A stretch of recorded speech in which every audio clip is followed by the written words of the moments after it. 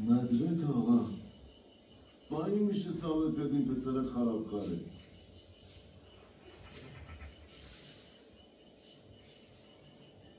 میگن سر جریان خسرو همه در به در دنبال تو هم. اون ناصر داداش غلام هم هست، بیاد اونم دنبالت. بی خود کردم قدمش اون غلام بی وجود اگه نگرفته بودم خون خسرو رو زنده میکردم. ببین ایاز، الان که اومدی پیش من پس